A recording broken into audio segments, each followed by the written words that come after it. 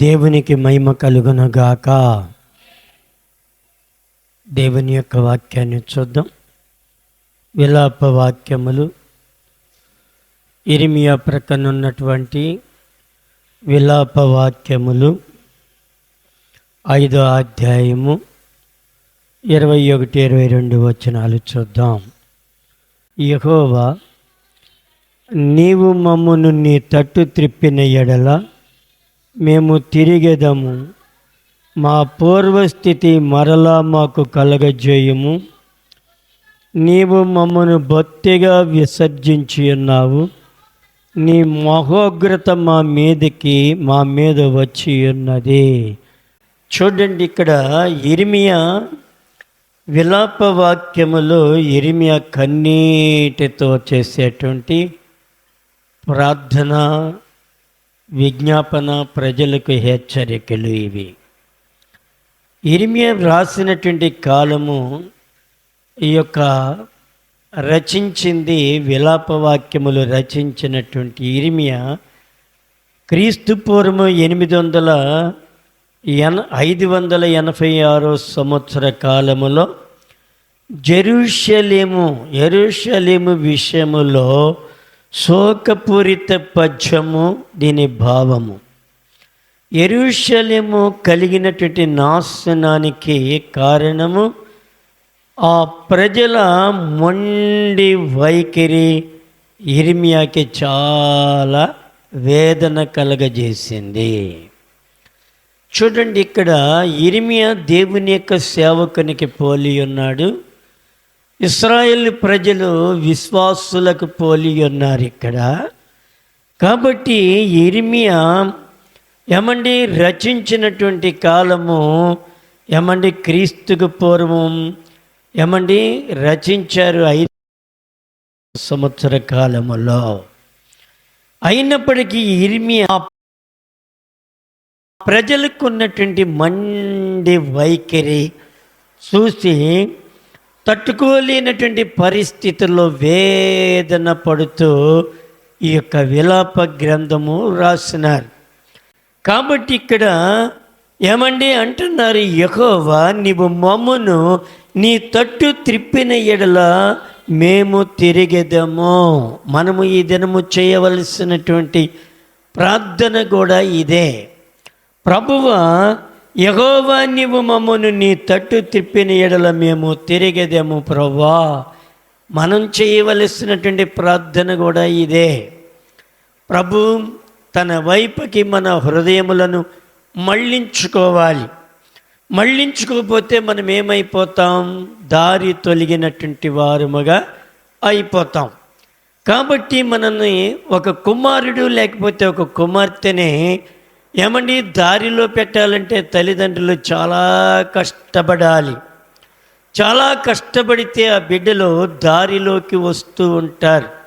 దారి తొలగినటువంటి ఆ బిడ్డల నిమిత్తము చాలా వేదన పడుతూ ఉంటారు తల్లిదండ్రులు. అలాగే దేవుడు కూడా మనము దారి తొలగినప్పుడు ఆయన కూడా మన నిమిత్తము చాలా వేదన పడుతూ ఉంటారు. ఆయన కూడా చాలా వేదన పడుతూ ఉంటారు. అందుకని దేవుడు ఇక్కడ ప్రజలతో మాట్లాడుతూ ఉన్నారు, యెహోవా, నీవు మమ్మును నీ తట్టు త్రిప్పిన ఎడల మేము తిరిగెదము. మా పూర్వస్థితి మరలా మాకు కలగజేయమయ్యా. మా పూర్వస్థితిని మరలా మాకు కలగచేయండి. పూర్వస్థితి చాలా బాగున్నది. వారి పూర్వస్థితి ఇశ్రాయేలు ప్రజలది. వారికి స్వాస్థ్యాన్ని దేవుడిచ్చాడు. బలముగా చక్కటి ఆశీర్వాదం ఇచ్చాడు, దీవెననిచ్చాడు. వాటినన్నిటినీ కూడా వారు గర్వించి పాపములో జీవించి పతనవస్థకి వెళ్ళిపోయినటువంటి ప్రజలు విషయమై చాలా వేదన కలిగి ఉన్నటువంటి పరిస్థితి వచ్చేసింది వారి అందరికీ కూడా. అందుకనే మా పూర్వస్థితి మరలా మాకు కలగజేయము. నీవు మమ్మను బొత్తిగా విసర్జించి ఉన్నావు. దేవుడు ఒక వ్యక్తిని బొత్తిగా విసర్జించడం ఎప్పుడు జరుగుద్దో తెలుసా? ఒకటి పాపములో పడినప్పుడు, దేవుడు ఆ ప్రజలను విసర్జిస్తూ ఉంటారు. రెండోది, మనము అవిధేయత చూపినప్పుడు దేవునికి మనం నమ్మకస్తులుగా లేకుండా మనం ఎప్పుడైతే అవిధేయత చూపుతామో అప్పుడు దేవుడు మనల్ని బొత్తిగా విసర్జించేటువంటి పరిస్థితి కలుగుతూ ఉంటుందని దేవుని యొక్క వాక్యం మనతో మాట్లాడుతూ ఉన్నది. ఇంకేమంటున్నాడు? నీ మహోగ్రత మా మీద వచ్చి ఉన్నది. నీ మహోగ్రత అంటే దేవుని ఉగ్రత వస్తే ఎవరైనా తట్టుకుంటారా? చిన్నపిల్లల మీద తల్లికి కానీ తండ్రికి కానీ ఏమండి ఆ ఉగ్రత కనుక వచ్చిందనుకోండి, వాళ్ళ ఈపి చిట్లిపోతూ ఉంటుంది. సామాన్యమైనటువంటి తల్లిదండ్రులదే. మరి దేవుని ఉగ్రత మన మీదకి వస్తే మనం ఎలాగూ తట్టుకోగలం? చాలా కష్టమైపోతూ ఉంటుంది. దేవుడు మనల్ని చాలా ప్రేమించారు దేవుడు మనలను, ఇశ్రాయేలు ప్రజలను దేవుడు చాలా ప్రేమించారు. అందుకని అంటాడు ఇర్మియా గ్రంథం 31వ అధ్యాయం, ఇర్మియా గ్రంథం 31:18 కూడా చూద్దాం. చూడండి, ఏమండి, నీవు నన్ను శిక్షించితివి, కాడికి అలవాటు కాని కోడే దెబ్బలకు లోబడినట్లుగా నేను శిక్షకు లోబడుచున్నాను. దేనికి లోబడుతున్నాడమ్మా? ఏమండి, ఒక కోడి దూడల్ని ఏం చేస్తారు? బండి కడతారు, కాడి కడతారు. బండి కట్టకుండా కాడి కట్టి దానికి ఒక టైరు లేకపోతే ఆ టైరు మీద పెద్ద రాయి పెట్టి మనుషులను కన్నా కూర్చోబెట్టి అటు ఇటు బాదుతూ ఉంటారు ఆ కోడి దూడని. దానికి ఎన్నడూ కూడా కాడికి అలవాటు పడినటువంటి కోడి దూడ ఎలాగుంటుంది? దెబ్బలకి గురైపోతూ ఉంటుంది. ఎప్పుడైతే నువ్వు దేవుణ్ణి వేడుకుంటావో, ఎప్పుడైతే నువ్వు దేవుని వైపు తిరగాలని ఆశపడతావో, దేవుడు వెంటనే నీకు సహాయము చెయ్యునుగాక. ఏమండి, పొట్టి చెక్కకి యేసును చూడాలని ఆశ వచ్చింది. ఆయన యేసు వైపుకు తిరిగాడు. తిరిగిన వెంటనే ఏమి కలిగింది ఆయనకి? ఏమండి, యేసు ఆయనకి తోడై ఉన్నాడు. అందుకని అంటున్నాడు, నీవు నా మనస్సును త్రిప్పినెడల నేను తిరుగుదునయ్యా అని ఎఫ్రాయిము అంగలార్చుచుండగా నేను ఇప్పుడే వినుచున్నాను. నేను తిరిగిన తర్వాత పశ్చాత్తాపపడి తిని, నేను సంగతి తెలుసుకొని తోడనే తొడ చరుచుకుంటుని, నా బాల్యకాలముందు కలిగిన నిందను భరించుచు నేను అవమానము నుండి సిగ్గుపడి తిని. ఇప్పుడు తనకి తానే పశ్చాత్తాపడుతూ ఉన్నాడు ఈయన. దేవుని యొక్క బిడ్డగా నీవు వచ్చినప్పుడు దేవుడు ఏం చేస్తున్నాడు? ఆయన నాకు ఇష్టమైన కుమారుడా, నా ముద్దు బిడ్డ అని నిన్ను ఆయన ప్రేమ కనికరముతో నింపుతూ ఆదరిస్తూ వస్తున్నాడు. దాన్ని ఆధారము చేసుకుని నీవు పాపానికి అవిధేయతకి లోబడితే దేవుని యొక్క శిక్షని మనమే భరించవలసి వస్తుందని ఇక్కడ దేవుని యొక్క సేవకుడు మాట్లాడుతూ ఉన్నాడు. అందుకని ఇక్కడ దావీదు అంటున్నాడు 80వ కీర్తన 3వ వచనములో అంటున్నాడు, దేవా చెరలో నుండి మమ్మను రప్పించుము, మేము రక్షణ నొందునట్లు నీ ముఖకాంతి ప్రకాశింపజేయము.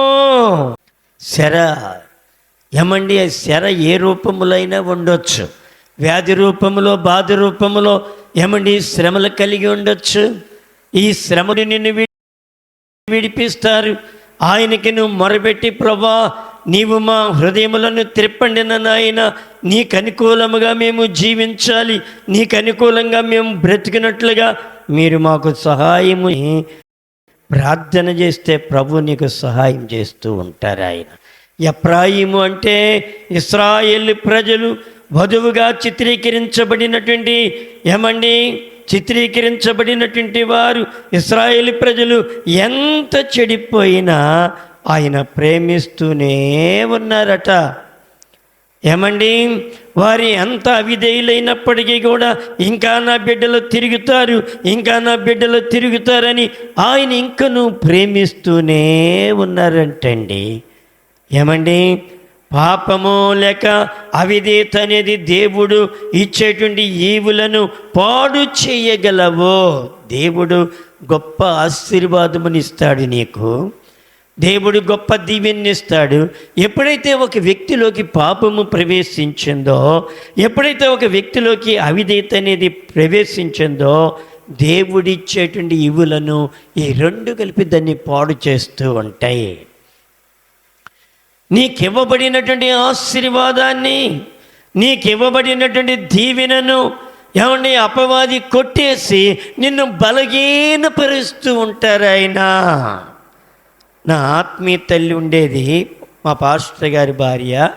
ఆమె ఏమండి బహు ప్రార్థనా పర్రాలు, ఆమె చాలా ప్రార్థన చేసేది. ఆమె చక్కటి ప్రార్థనా పర్రాలైనటువంటి ఆమె ఒకరోజు ఆయన లేనటువంటి టైంలో ఏమండి ఒక ఆమె రూపంలో అపవాది వచ్చి మాట్లాడుతూ ఉన్నది. వదిన గారు అంటూ వచ్చింది. వచ్చి అంటుంది, మీ ఇంటిలో కొబ్బరి నూనె సీసా నాకు ఇవ్వండి అని అంది. ఆ పెద్ద సీసా ఒక పాత్ర నిండా కొబ్బరి నూనె ఉంటే ఆ కొబ్బరి నూనె ఆమెకి ఇచ్చేసింది. ఇవ్వంగానే ఏమైపోయిందో తెలుసా, ఆమె వ్యాధిగ్రస్తురాలైపోయింది. తర్వాత ఇంకోటి ప్రార్థనాత్మ పోయింది, విరిగి నలిగిన హృదయం పోయింది. అంతకుముందు ఆమె ప్రార్థన చేస్తుంటే స్వస్థత కార్యాలు జరుగుతూ ఉండే. అపవాది ఎప్పుడైతే మోసం చేసి ఏమండి ఆ నూనెని దొంగిలించిందో, ఆ దినమే ఆమె బలహీనురాలై మంచానికి అతుక్కుపోయి తాను చనిపోయే వరకు అలాగే ఉండిపోయింది. అపవాది నిన్ను మోసం చేసి ఏమండి నీకు కలిగినటువంటి ఈవులను, నీలో ఎప్పుడైతే అవిధేయత వచ్చిందో, ఎప్పుడైతే పాపం వచ్చిందో, అప్పుడు అపవాది నిన్ను మోసం చేసి దేవుడిచ్చేటువంటి ఈవులను వాడు పాడు చేయగలడు. దేవుడిచ్చే ఆశీర్వాదాన్ని వాడు పాడు చేసేస్తాడు. రావు అనేది వెనక్కి తిరుగుతూ ఉంటుంది, ముందుకు తిరగాల్సిన రావు అనేది వెనక్కి తిరుగుతూ ఉంటుంది. నువ్వు సంపాదించిన ప్రతిదీ కూడా మరలా దాన్ని అంతటిని కూడా ఖర్చు చేయవలసి వస్తూ ఉంది. దేవుని సన్నిధిలో నువ్వు సరైనటువంటి భక్తి చేస్తే దేవుని యొక్క కృప నీకు ఎల్లప్పుడూ తోడై ఉంటుంది. అందుకని అంటాడు హోషేయ గ్రంథము 4వ అధ్యాయం, హోషేయ గ్రంథము 4వ అధ్యాయం 16వ వచనం మనం చూస్తే, పెయ్యి మొండితనము చూపినట్లు ఇశ్రాయేలు ప్రజలు మొండితనము చూపి ఉన్నారు. మొండితనము. ఒక్కొక్క బిడ్డలు ఏం చేస్తారు, మొండితనం చూపిస్తూ ఉంటారు. మొండితనం చూపించి దేనికి అలవాటు పడిపోతారు, దెబ్బలకి బాగా అలవాటు అయిపోతారు. తర్వాత ఏం చేస్తారు, ఈపిని అప్పగించేస్తూ ఉంటారు. వాడికి ఎన్ని కొట్టినా ఎగడు వాడు అబ్బా అనడు. వాళ్ళు ఏం చేస్తారు, తల్లిదండ్రులు విడిచిపెట్టేస్తారు. ఎన్ని కొట్టినా ఒకటే, గొడ్డును కొట్టినా ఒకటేనని. ఒక్కొక్కటి జ్ఞానం కలిగిన ఎద్దు ఉంటుంది. ఏమండి దాని మీద అలాగ చెయ్యేస్తే చాలు, దానికి చాలా చిరాకు, కోపమెత్తి చిర్రెత్తి ఏమండి దాని కోపమంతా కూడా ఏమండి నడకలో చూపిస్తూ ఉంటుంది. కాబట్టి దేవుని యొక్క సన్నిధిలో మనం ఎలాగున్నాం, అందుకేనంటున్నాడు పెయ్యి మొండితనము చూపినట్లుగా ఇశ్రాయేలు మొండితనము చూపి ఉన్నారు గనుక విశాల స్థలమందు మేయు గొర్రె పిల్లలకు సంభవించినట్లు దేవుడు వారికి సంభవింపజేయును. ఎఫ్రాయిము ఏ విగ్రహములతో కలిసిపోయాను, వానిని అలాగుననే ఉండనిమ్ము. వారికి ద్రాక్షారసము చేదాయను. ఒళ్ళు తెలియని వారు అని మానక వ్యభిచారము చేయువారు, వారి అధికారులు సిగ్గుమాలిన వారై అవమానమైన దానిని ప్రేమింతురు. మనం ఎలాగున్నాం, దేవునికి అయిష్టమైన దాన్ని ప్రేమించే వారంగా ఉన్నామా? ఏమండి ఎక్కడికి పడితే అక్కడికి పరుగులెత్తే వారముగా ఉన్నామా?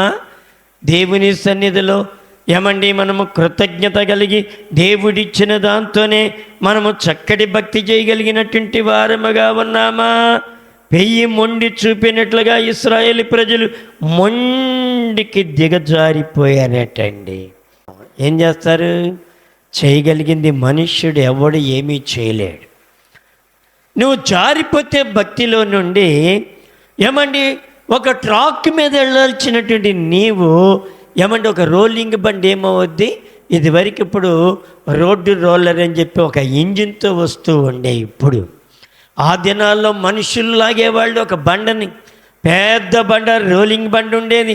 ఆ బండని ఏమండి దానికి గొలుసులు కట్టి అలాగే మనుషులు ఆ రోడ్లు వేసేటప్పుడు లాగుతూ ముందుకి వెనక్కి ముందుకి దాన్ని తొక్కించేవాళ్ళు. అది అప్పుడప్పుడు రోడ్డు మీద ఉన్నటువంటి ఆ రోలు ఏమైంది? దొర్లి ఒక చేలో పడిపోతే కొన్ని సంవత్సరాలు అలాగే పడి ఉండేది. దాన్ని బయటికి తీయటానికి కూడా అవకాశం లేకుండా పోయేది. ఏమవుద్ది? అలాగే ఉండనివ్వు. ఇక్కడ కూడా చెబుతున్నాడు, ఏమంటున్నాడు? ఏమండి అలాగునే ఉండనిమ్ము, వారికి ద్రాక్ష రసము చేదాయను. ఏమమ్మా, ద్రాక్ష రసము చేదైపోయిందా? దేవుని వాక్యము నీకు చేదైపోయిందా? దేవుని వాక్యము నీకు రుచిగా ఉండలేదా? అందుకని అంటున్నాడు, ద్రాక్షారసము వారికి చేదాయను, ఒళ్ళు తెలియని వారు మానక వ్యభిచారము చేయుదురు. ఎవరు ఏం తెలియని వారు? కన్ను మిన్ను కానన్నటువంటి వారు. ఏమండి ఒళ్ళు తెలియని వారంటే కన్ను మిన్ను కానకుండా 4 డబ్బులు సంపాదించగానే గర్వ హృదయులై ఏం చేస్తారంట? వారికి ఒళ్ళు తెలియని వారు మానక వ్యభిచారము చేయువారు, వారి అధికారులు సిగ్గుమాలిన వారై అవమానకరమైన దానిని ప్రేమింతురు. చుడిగాలి జనులను చుట్టుకొనినట్లు కొట్టుకొని పోవును, తాము అర్పించిన బలులను బట్టి వారు సిగ్గునందెరదరు. మనం ఏదైనా ఒక అన్య సంబంధమైన ఆచారం చేస్తున్నప్పుడు దానికి కలిగిన సిగ్గు మనము నొందాల్సి వస్తూ ఉంటుంది. దానికి కలిగినటువంటి అవమానమును మనం పొందవలసి ఉంటుందని దేవుని యొక్క వాక్యం మనతో మాట్లాడుతూ ఉంది ప్రియ తల్లి. అందుకని ఇర్మియా చాలా వేదన పడుతున్నాడు ఈ ప్రజల గురించి. ఏంటి ప్రజలు ఇలాగ అయిపోయారు? ఏంటి ప్రజలు అయ్యో నేను చెప్పినటువంటి మాట వినేటువంటి స్థితిలో లేరే అని చాలా వేదన పడుతూ ఉన్నాడు ఇర్మియా. దేవుని దగ్గర ప్రాధీపడుతూ ప్రార్థన చేయి. ప్రభా, నన్ను నీ తట్టు త్రిప్పండిన నాయనా, నీవు తిప్పి మా మొదటి స్థితిని మరలా మాకు కలగజేయము, మా క్షేమ స్థితిని మరలా మాకు కలగచేయమని నువ్వు ప్రార్థించాలి. అందుకని అంటున్నాడు, యెహోవా నీవు నన్ను స్వస్థపరచుము, నేను స్వస్థత నందుదను. ఎప్పుడైనా ప్రార్థన చేసావా? మొన్న చాలా బలహీనత వచ్చింది నాకు. ఎంత బలహీనత అంటే ఈ పని అంతా చేస్తూ ఇంటి పని ఇవన్నీ చేస్తూ చాలా బలహీనుడిని అయిపోయాను. బలపైన దగ్గు ఆగటలేదు. ఏమండి చాలా బలహీనత వచ్చేసింది. ఆ బలహీనత టైంలో ఎక్కడి నుంచి వెళ్ళి ప్రార్థన కూడా చేసేటువంటి ఓపిక లేదు. ఏమండి కోడిపరి వెళ్ళి వచ్చాను, అప్పట్నే ఇంటికి వెళ్ళి అప్పట్నే పండుకొని అలాగే ఏడుస్తూ, ప్రభా నాయనా నన్ను క్షమించండి, నన్ను సిగ్గులు పాలు చేయొద్దు ప్రభా, ఈ దగ్గు నుండి నన్ను విడిపించండి ప్రభా అని చెప్పి చుక్కులు వరమనుకుంటారు. రేపల సేవ అయిపోయిన తర్వాత అసలు ప్రసంగం చేయలేకపోయాను, దగ్గు విపరీతముగా. ప్రభా నా ముఖానికి సిగ్గైపోద్దయ్యా, అలాగూ నన్ను సిగ్గులు పాలు చేయొద్దు ప్రభా అని చెప్పి చాలా వేదన పడుతూ అలాగే కన్నీరు కారుస్తూ అలాగే నిద్రలోకి వెళ్ళిపోయాను. నిద్రలోకి వెళ్ళిపోతే పెద్ద కొండ కనపడుతూ ఉన్నది. ఆ కొండ మీద ఒక సింహం పెద్ద చూలుతో అక్కడుండి గాండ్రిస్తూ ఉన్నది. చాలా గాండ్రింపు ఉన్నది. చాలా ఎత్తైనటువంటి కొండ మీద దాదాపు 2-3 తాళ్ల ఎత్తులో ఆ సింహము అలాగే ఏమండి నిలబడి గాండ్రిస్తూ ఉన్నది. ప్రభా దీనిని మీరు లయము చేయవా ప్రభా నీ పరిశుద్ధాత్మ ద్వారా నాకు సహాయం అందించండి నాయనా అని వేదన పడుతూ పరిశుద్ధాత్మ కొరకు ప్రార్థన చేయుచుండగా ఒక ప్రభావం వచ్చి ఎలాగూ నా దగ్గర నుండి మెలికలు తిరుగుతూ వెళ్ళిపోయి ఒక బాణములాగా దాని సెంటర్ భాగంలో దిగేసినప్పుడు ఏమండి ఈ దరి నుంచి ఆ దరికి మధ్య భాగంలో ఆ బాణం వెళ్ళిపోయి గుచ్చుకొని పోయి ఆ దరికి వెళ్ళిపోయింది. అది ఎరగదీసుకొని అలాగే పడిపోయి చనిపోయింది. దేవుడు గొప్ప జయానికి ఇస్తూ ఉంటారు ఆయన. నీవు పడిపోయేటువంటి స్థితిలో ఉన్నావేమో, చివరి అంచులో ఉన్నావేమో, దేవుని సన్నిధిలో ఆయన కృప కొరకు నువ్వు ప్రార్థన చేయటం మానవద్దని నేను నీకు మనవి చేస్తూ ఉన్నాను. అందుకని అంటున్నాడు 14వ వచనములో, యెహోవా నీవు నన్ను స్వస్థపరచుమా. ఏమండి డాక్టర్లు మనకేమీ చేయలేరు, వారి చేతులు ఎత్తేయగలరు. దేవుడు రాజు, మన రాజు, ఏమండి మన పరిపాలించే రాజు, మన ఆదరించే రాజు, సహాయము చేయగలిగిన రాజు, మనకి ఆయన కృప మనకి చూపుతూ ఉంటారు. ఎప్పుడైతే నువ్వు ఆయన కృప కొరకు వేడుకుంటావో, ఏమండి నాకు కరోనా వస్తే ఏమండి మెడిసిన్ ఏమన్నా బాగు చేసింది అనుకుంటున్నారా? డాక్టర్లు ఎప్పటికప్పుడు 4 రోజులు 5 రోజులు 4 రోజులు ఎక్స్రే చూసి నా ముందే ఇంకా 5 దినములు మేము చూడాలండి, కష్టమండి, ఇది ఊపిరితిత్తులన్నీ 90% పోయినాయి అని చెప్పారు. మెడిసిన్ బ్రతికించలేదు. ప్రభు చెప్పారు, నువ్వు బ్రతుకుతావా చనిపోతావా, నువ్వు బ్రతుకుతావా చనిపోతావా, నువ్వు సంపాదించిన ప్రతి ఆత్మ చనిపోయింది కాబట్టి అన్నప్పుడు నాకు చాలా వేదన కలిగింది. నేను ప్రయాసంతా ఈ 30 సంవత్సరాలు ప్రయాసంతా నీటిలో పోసినటువంటి పొయ్యిలో పోసిన పన్నీరులాగా అయిపోయిందా ప్రభా, నాకు దానివల్ల ప్రయోజనం ఉండదు కదా నేను వస్తే. కాబట్టి నేను బ్రతికి వాటిని బ్రతికించుకుంటానయ్యని వేదన పడినప్పుడు ప్రభు అన్నారు, అయితే బ్రతుకు అన్నారు. అక్కడి నుంచి నా జాతకం అంతా మరలా వెనక్కి తిరిగింది. దేవుణ్ణి వేడుకోగలుగుతున్నావా? నీ జబ్బులో కానీ నీ బలహీనతలో కానీ దేవుని మీద ఆధారపడేటువంటి మనసు నీకుంటే దేవుడు నీకు సహాయం చేస్తూ ఉంటారు. ఆయన మనుష్యులు కానీ డాక్టర్లు కానీ ఎవరేమీ చేయలేరు. అది నామకానే కానీ ఏమండి ఎన్ని మెడిసిన్ వాడినా అది తగ్గకపోవచ్చు, కానీ నా యేసయ్య ఒక్క మాట చెబితే నీకు మంచి స్వస్థతనిస్తారు. ఆయన నిన్ను ఆదరించడానికి, నిన్ను కనికరించడానికి కూడా ఆయన సమర్థుడై ఉన్నాడు. అందుకని ఇక్కడ ఇర్మియా మాట్లాడుతూ ఉన్నాడు, యెహోవా నీవు నన్ను స్వస్థపరచుము, నేను స్వస్థత నొందుదును. ఏమండి కుదరినటువంటి వ్యాధి అయినా ఏ జబ్బైనా యేసుకి అసాధ్యమైనది లేదు అని నేను గ్రహించాలి. దేవునికి సమస్తమును సాధ్యమే. నిన్ను చంపగలడు, బ్రతికించగలడు, నిన్ను పాడు చేయగలడు, ఆస్వాదించగలడు, నిన్ను దీవించగలడు, నీ రావుని వెనక్కి తిప్పగలడు. ఆయన సర్వశక్తి కలిగిన దేవునితో నీవు నేను మొండితనము చూపుతున్నావేమో. కేళా నీ మొండితనాన్ని బట్టే ఏమండి, నీ మొండితనాన్ని బట్టే నీవు ఏమండి కుమిలిపోతున్నావేమో. నీ మొండితనాన్ని బట్టే, నీ మొండి వైఖరిని బట్టే నీ జీవితములో నష్టపోతున్నావేమో. నాకు తెలియదు ప్రియ తల్లి. ప్రభా నేనైతే నీ తట్టు తిరుగుతున్నాను ప్రభా నన్ను క్షమించండి అని దేవుని యొక్క కృప కొరకు ఏమండి ఇర్మియా వేడుకుంటున్నాడు. నీవు కూడా దేవుణ్ణి వేడుకోగలుగుతున్నావా ప్రియ తల్లి? దేవుణ్ణి వేడుకోగలుగుతున్నావా? అందుకని అంటున్నాడు ఇక్కడ ఏమండి రోమీయులకి రాసిన పత్రిక 2వ అధ్యాయం 4వ వచనం కూడా దయచేసి సహాయము చేయండి. దేవుని అనుగ్రహము మారు మనసు పొందుటకు నిన్ను ప్రేరేపించుదన్నదని ఎరుగక ఆయన అనుగ్రహైశ్వర్యమును సహనమును దీర్ఘశాంతమును నీవు తృణీకరించుతున్నావా? దేవుడు ఇంకా సహనం ఎందుకు చూపుతున్నాడు నీ పట్ల?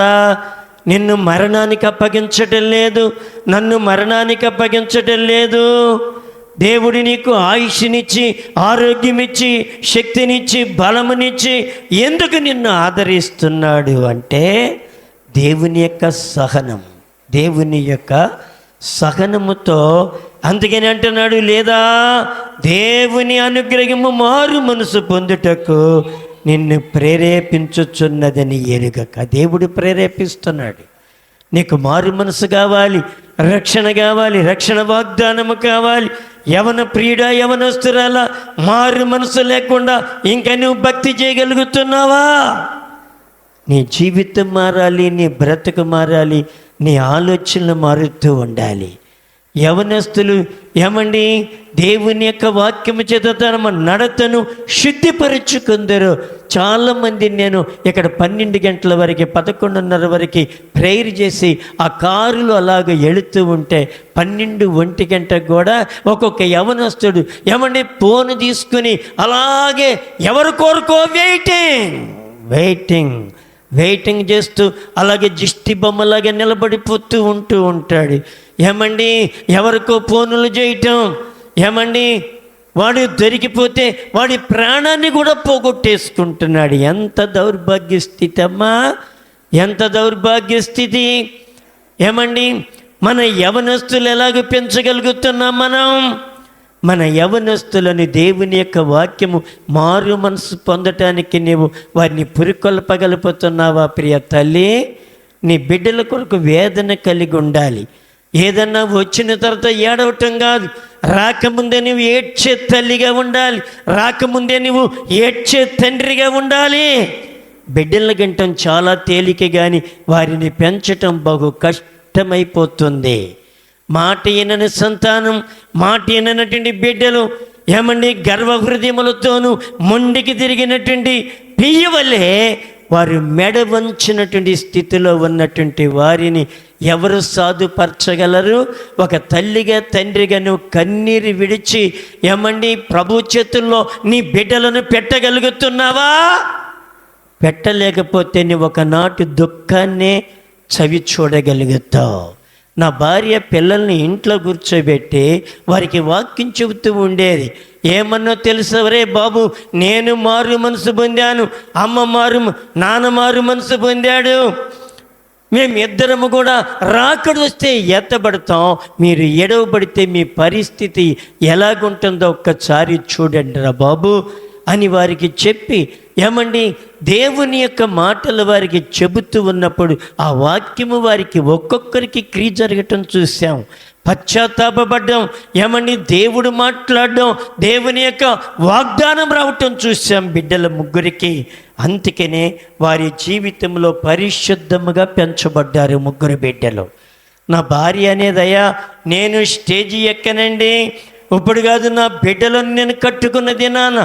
ఎప్పుడైతే నా బిడ్డలు నేను కట్టుకుంటానో అప్పుడు మాత్రమే నేను స్టేజ్ ఎక్కి ఏదైనా పాడగలను, లేకపోతే ఏదైనా ఒక మాట చెప్పగలను, అందాక నేను చెప్పనండి అనేదామె. నీకు ఆ పౌరుషం ఉన్నదా ప్రియ తల్లి?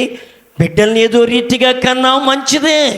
ఆ బిడ్డని నువ్వు సరైన రీతిలో వంచుకుని దేవుని సన్నిధిలో ఆయన చేతులకు అప్పగించకపోతే రేపొద్దున దుఃఖమంతా నువ్వు అనుభవించాల్సి వస్తూ ఉంటుంది. అందుకనే ఆ దుఃఖము నుండి నువ్వు విడిపించబడాలి. నాకేమీ కావటం లేదు అనుకుంటున్నావా? నీ కండబలం నీ దగ్గర పనికిరాదు, నీ బుద్ధి బలం పనికిరాదు. దేవుని సన్నిధిలో యథార్థమైనటువంటి భక్తి కలిగి మారు మనసు జీవితంలోనికి నడిపించబడాలి. దేవుని యొక్క అనుగ్రహైశ్వర్యము, ఆయన సహనము, దీర్ఘశాంతమును నువ్వు తృణీకరించి నువ్వు చేసినట్లయితే నీ జీవితంలో నష్టాన్ని సవిచూస్తూ ఉంటావు. అందుకని అంటున్నాడు, నీ కాఠిన్యమును మార్పు పొందని నీ హృదయమును. ఏంటండి? ఒకటి కాఠిన్యము అంటే ఏంటి?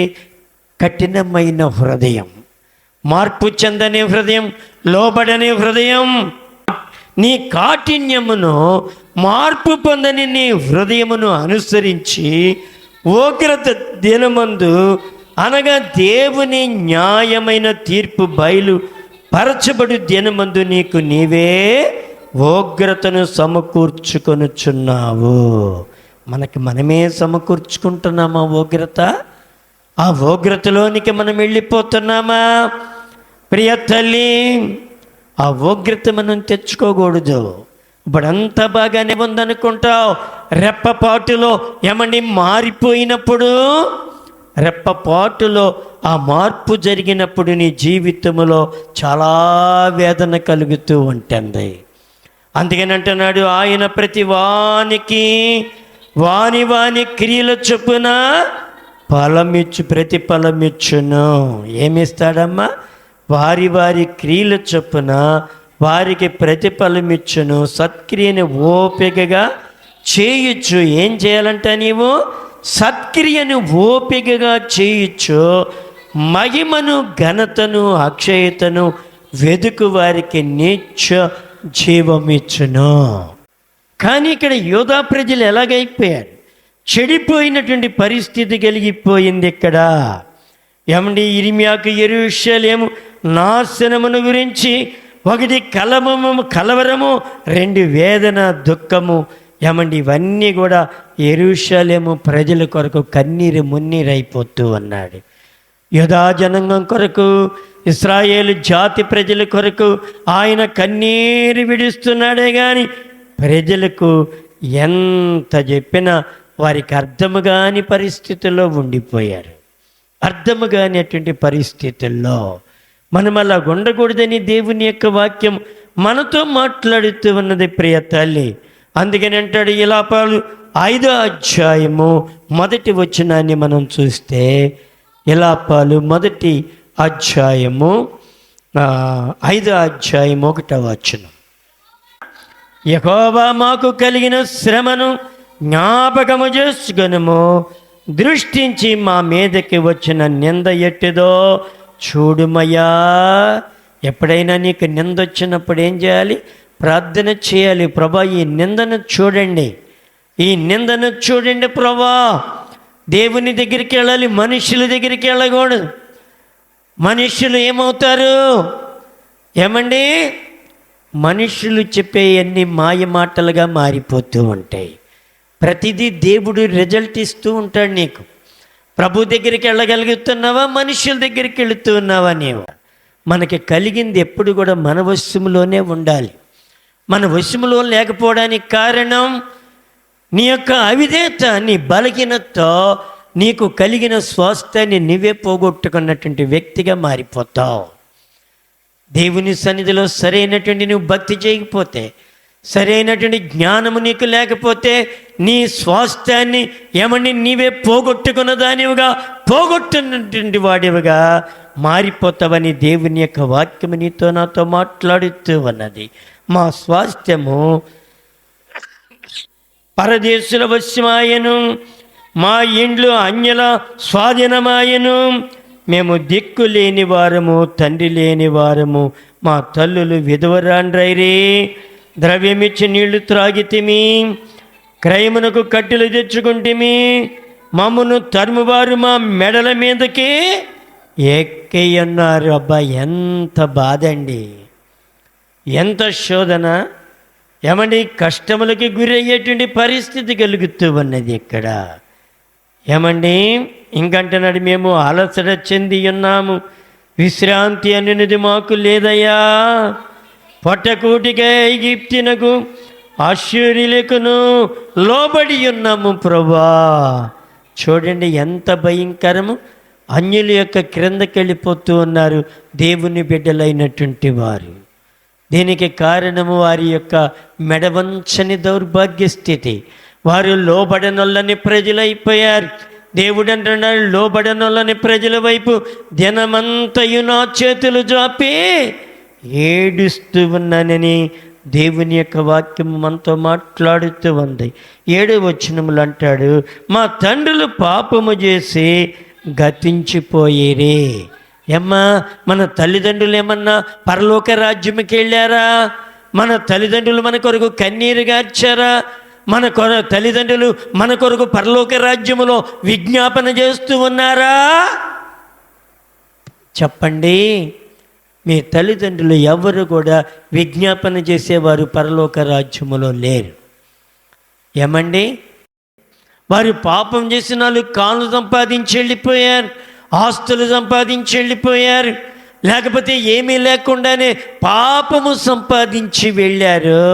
ఆ పాపమును మనం భరించేటువంటి వారముగా ఉండాలి. ఉంటున్నాము కూడా. తండ్రులు పాపము చేస్తే వారి యొక్క పాప శిక్షను మేము అనుభవించుచున్నాము. దాసులు మాకు ప్రభులైరే. ఎవరైతే దాసులుగా ఉంటారో వారు ఏమైపోయారంట? ప్రభువులు ఏలికలైపోయారట. ఏలికలైపోతే ఎలాగుంటుందమ్మా? వారి వశము నుండి మమ్మును విడిపించువాడు ఎవడనో లేడయ్యా. ఎవడు కూడా మమ్మల్ని విడిపించలేని పరిస్థితికి దిగజారిపోతున్నామని చెప్పి వారు ఏడుస్తూ ఉన్నారు, వేదన పడుతూ ఉన్నారు. ప్రియ తల్లి, నీవు నేను కూడా వేదన పడొద్దా? అందుకని అంటాడు 16వ వచనములు అంటాడు, మా తలల మీద నుండి కిరీటము పడిపోయేను. ఎందుకు పడిపోయింది కిరీటం? నీకు కిరీటం అంటే దేనికి గుర్తుగా ఉంది? ఇలువకు గుర్తుగా ఉంది. ఏమండి, అధికారానికి గుర్తుగా ఉంది. ఏమండి, గౌరవానికి గుర్తుగా ఉంది. ఈ గౌరవ మర్యాదలు కలిగినటువంటి కిరీటము కింద పడిపోవడానికి కారణం అక్కడే రాస్తాడు. అందుకని అంటున్నాడు, మా తలల మీద నుండి కిరీటము పడిపోయేను, మేము పాపము చేసి ఉన్నాము, మాకు శ్రమ. ఈ పాపం చేపట్టి ఆ కిరీటం ఏమైపోయిందంట? క్రింద పడిపోయిందట. ఏమండి, అవమాన పాలైపోయాం, లజ్జకరమైన జీవితం వచ్చేసిందట. దీని వలన మాకు ధైర్యము చెడి ఉన్నది. దీనివల్ల ఇంకేమవుతుంది? పాపం వలన ధైర్యం కూడా చెడిపోయేటువంటి పరిస్థితి కలుగుతూ ఉన్నది. అందుకని ఈ భక్తుడు బాగా ఏడుస్తూ ఉన్నాడు, వేదన పడుతూ ఉన్నాడు. అమ్మా, నీవు వేదన పడగలుగుతున్నావా? మెడవంచని ఏమండి, మొండికేసిన పెయ్యిలాగా నేను ఉన్నాను ప్రభా. మొండికి తిరిగినటువంటి వ్యక్తిగా నేనున్నాను.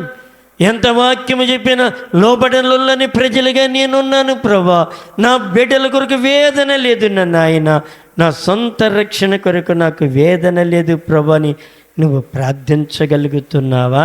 ఏబు గ్రంథము 5వ అధ్యాయం 17వ వచనం మనం చూస్తే 17, 18, 19 చూడండి. ఏబు గ్రంథము, ఆయన గాయపరిచి గాయములను కట్టును, ఆయన గాయము చేయును, ఆయన చేతులే స్వస్థపరుచును. గాయం చేస్తాడు. మనం మెడవంచినప్పుడు, మనం అవిధేయులైనప్పుడు, మనం బలహీనమైనప్పుడు ఆయన గాయము చేయటం అంటే ఏంటి? ఒక దెబ్బ కొడతాం. ఆ దెబ్బే వ్యాధి, ఆ దెబ్బే బాధ, ఆ దెబ్బే కష్టము, ఆ దెబ్బే ఆర్థిక ఇబ్బంది, ఆ దెబ్బే అన్నిటికీ. ఆయన నిన్ను విడిచిపెట్టేస్తాడు అనుకుంటున్నారా? ఏమాత్రం కూడా విడిచిపెట్టాడు. అందుకని అంటున్నాడు 17వ వచనంలో, దేవుడు గద్దించు మనుష్యుడు ధన్యుడు. దేవుడు గద్దించినప్పుడు నువ్వు లోపడితే బహు శ్రేష్ఠుడు అవుతావు. దేవుడు నీకు ఒక హెచ్చరిక ఇచ్చినప్పుడు దిద్దుకుంటే బహు శ్రేష్ఠుడు అవుతావు. ఆయన చేతుల్లో పడతావు. అందుకనే అయ్యా దావీదు అంటాడు, ప్రభా, అపవాది చేతిలో పడుట కంటే, దోత చేతిలో పడుట కంటే నీ చేతిలో పడటం నాకు మేలయ్యా అంటాడు. దేవుని చేతుల్లో. అందుకని అంటున్నాడు, దేవుడు గద్దించు మనుష్యుడు ధన్యుడు. కాబట్టి సర్వశక్తుడకు దేవుని శిక్షను నీవు తృణీకరించకూడదు. దేవుని శిక్షను, దేవుడు నీకు శిక్ష పంపించినప్పుడు, ప్రభా నా మేలు కొరకే దీన్ని పంపించావయ్యా, నా మేలు కొరకే దీన్ని పంపించావు ప్రభా అని చెప్పి నీవు నేను పశ్చాత్తాపపడేటువంటి మనస్సు నా జీవితంలో ఉండాలి. అందుకని అంటాడు విలాప వాక్యముల్లో చూస్తే, విలాప వాక్యములు 3వ అధ్యాయం 25, 26, 27 చూద్దాం. నన్ను ఆశ్రయించు వారి ఎడల యెహోవా దయాళుడు. నువ్వు ఆయన దగ్గరికి వెళ్ళి కన్నీరు విడిస్తే చాలు, ప్రభా నన్ను నీ తట్టు త్రిప్పండి ప్రభా, నిన్ను తిరుగుతాను, తిరిగే మనసు నాకు దయచేయండి. ఓర్చుకునే మనసు, సగించే మనసు, దీర్ఘశాంతం, ఆశా నిగ్రహం, దయాళత్వం, ఇవన్నీ నా జీవితంలో దయచేయండి, నీకు అనుకూలంగా నన్ను మలుచుకొనండి. నువ్వు ప్రార్థన చేయాలి, నన్ను మలుచుకొనండి.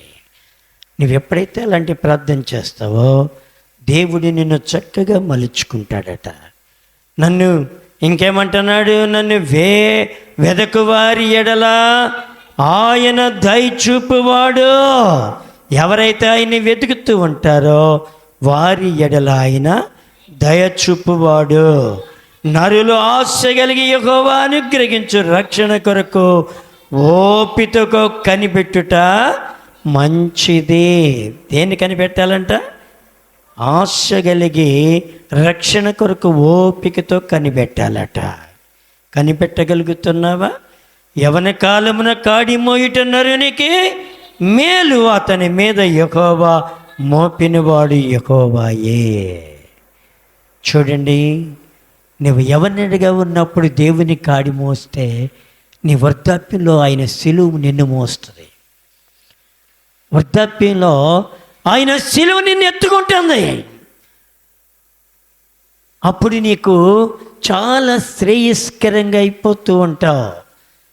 ఏమ్మా, నీ యవన కాలం అంతా చెడగొట్టేసుకుని, ఇప్పుడు కదరా భక్తి. మా నాన్నగారు కూడా అనేవాడు, ఇప్పుడు కదరా భక్తి. అప్పుడే మీకేం భక్తిరా, పెళ్ళయి సంవత్సరము కూడా కాలేదు, ఇంకా అప్పుడే భక్తి అయ్యి చిన్న వయసులో నువ్వు చెడ్డది కాకుండా ఆయమ్మని కూడా చెడగొట్టేసావరా. ఇంకేమన్నాడో తెలుసా, మా మేనల్లుడి మీద పెట్టి వాడి, మరే నువ్వు కూడా సన్నాసి అయిపోతావంటరా అన్నాడు మా మేనల్లుడిని. అంటే ఆల్రెడీ నేను సన్నాసిని అయిపోయాను, కానీ నేను సన్నాసిని కాలేదు, మంచి భక్తి నేర్చుకోగలిగాను. దేవుని సన్నిధిలో 24వ ఏట ప్రభు యొక్క ఏమండి ఆ సిలువ కాడి మీద చేయి పెట్టాను, నేటి వరకు వెనుదీయకుండా ప్రభు కృప చూపగలిగాడు. అందుకే నేను యవన కాలమున ఆయన సిలువ కాడి మోయిట నీకు మేలు. దానిని అతని మీద దానిని మోపినవాడు యెహోవాయే గనుక అతడు ఒంటరిగా కూర్చుండి మౌనముగా ఉండవలెను. నువ్వు ఎలాగుండాలి? మౌనంగా ఉండాలి. ఉండగలుగుతున్నావా మౌనంగా? ప్రభు నిన్ను పట్టుకున్నారు, ఎన్నుకుని ఏర్పాటు చేసుకున్నారు. ఏమండి, నీవు మౌనముగా ఉండి దేవుని యొక్క సన్నిధిలో మంచి భక్తి చేసేటువంటి వ్యక్తిగా ఉండాలి. విలాపాలు 4:1 కూడా చూద్దాం. చూడండి, నేను ముగిస్తాను. 4:1 ఏమండి, బంగారం ఎట్లు మందగిలిపోయినది, మేలిమి బంగారం ఎట్లు మార్చబడినది, ప్రతి వీధి మొగను ప్రతిష్ఠితమైన రాళ్ళు పారవేయబడి ఉన్నవి. నువ్వు ప్రతిష్ఠించబడిన దానువు, ప్రతిష్ఠించబడిన వాడు, పారవేయబడిన వాడు కావు. పారవేయబడిన లిస్టులో ఉన్నావేమో కేళ. అందుకనే అంటున్నాడు ఇక్కడ, మేలిమి బంగారముతో పోల్చదగిన సియోను ప్రియ కుమారులు ఎట్లు కొమ్మరి చేసిన మట్టి పెంకులుగా ఎంచబడుచున్నారు. మట్టి పెంకుల్లాగా అయిపోయావా? ఆత్మీయ సౌందర్యాన్ని పోగొట్టేసుకున్నావా? నీ మాధుర్యాన్ని పోగొట్టేసుకున్నావా? నీ మంచి మనసుని పోగొట్టేసుకున్నావా? నీ యొక్క మారి మనసు అనుభవాన్ని పోగొట్టేసుకున్నావా? దేవుని కొరకు ప్రయాసపడేది పోగొట్టేసుకున్నావా? మరలా వెనుదిరిగి ఇప్పుడైనా. అందుకని అంటున్నాడు ఈ భక్తుడు, యెహోవా మమ్మల్ని నీ తట్టు త్రిప్పిన ఎడల మేము తిరిగిదేము, మా పూర్వస్థితి మరలా మాకు దయచేయండి నా నాయన. ఏమండి, ఎలాగుంది నీ భక్తి ప్రియమైన సహోదరి సహోదరుడా? మేలిమి బంగారము మట్టి పెంకులాగా అయిపోయావా? ఏమండి, అందుకని అంటాడు ఇలా 4:10-11 అంటాడు. 4:10-11 వాత్సల్యము గల స్త్రీల చేతులు తాము కనిన పిల్లలను వండుకొనేను. ఎంత దౌర్భాగ్య స్థితి వచ్చేసింది వారికి. దేవునికి అవిధేయులైనందువలన, దేవునిలో పాపములో పడిపోయినందువలన, దేవుని సన్నిధిలో నుండి మెడ వంచని పెయ్యిలాగా ఉండటం వలన వారు ఏమైపోయారో తెలుసా? వాత్సల్యత కలిగినటువంటి స్త్రీల చేతిలో తాము కనిన పిల్లలను వండుకొని తిన్నారమ్మ. భోజనం చేసుకున్నారు పసిబిడ్డలను. ఏమండి, దయాదత్తం లేకుండా ఆకలి బాధ తీర్చుకోవడం కొరకు తమ బిడ్డలనే ఆహారంగా చేసుకుని వండుకొని తిన్నారటమ్మా.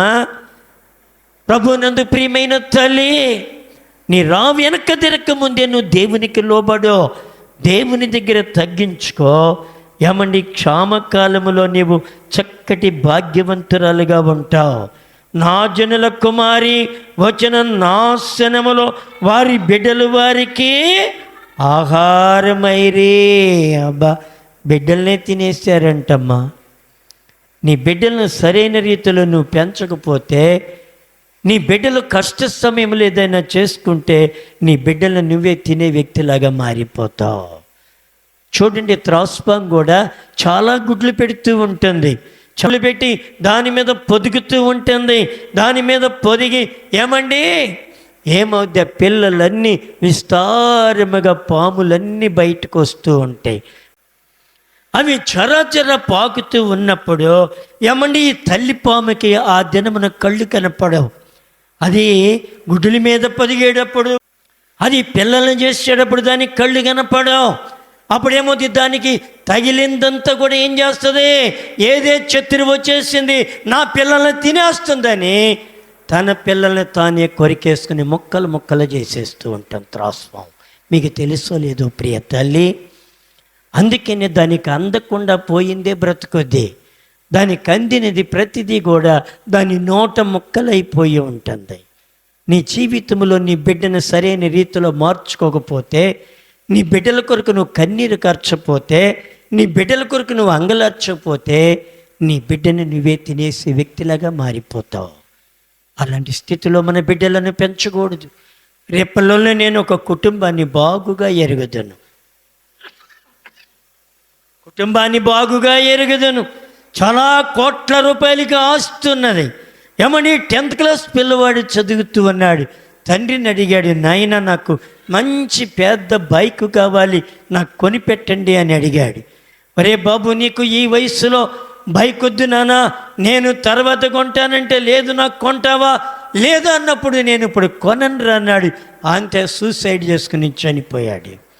ఒక్కగాని ఒక కుమారుడు ఆధారం ఆ కుటుంబానికి. నీ జీవితంలో సరైన భక్తి నీ బిడ్డకి నేర్చుకోకపోతే, నీ బిడ్డలో సరైనటువంటి భక్తి నేర్చుకోకపోతే, నీ బిడ్డను నువ్వే తినే తల్లిగా మారిపోతావు. దేవుని సన్నిధిలో దేవుడు నిన్ను అడుగుతూ అన్నాడు, ఇప్పుడైనా నువ్వు దేవుని వైపు తిరిగి ప్రియ తల్లి. ఏమండి, దేవుని సన్నిధిలో ఉండి ప్రార్థన చేయి, కన్నీరు విడు, పశ్చాత్తాపపడు. ప్రభా, నా బిడ్డల కొరకు నేను ఒక వాగ్దానం పొందాలి, ఆ వాగ్దానంతో నా బిడ్డల ముందుకు సాగాలని నువ్వు పశ్చాత్తాపడితే నీ బిడ్డలో ఒక వజ్రంలాగా తయారైపోతారు. ఆయన కిరీటములో ఒక వజ్రాల్లాగా తయారైపోతారు. వారి కిరీటము వారి నెత్తి మీద పెట్టబడుతూ ఉంటుంది. ఓ తల్లి, బిడ్డల కన్నా తల్లులారా, బిడ్డల కన్నా తండ్రులారా, మీరు మీ బిడ్డల కొరకై పశ్చాత్తాపడి ఆయన తట్టు తిరిగి, యెహోవా మమ్మను నీ తట్టు త్రిప్పిన ఎడల మేము తిరిగిదేము, మా పూర్వస్థితి మరలా మాకు దయచేయండి అని ప్రార్థన చేయి. ప్రభు నీకు అనుగ్రహించునుగాక.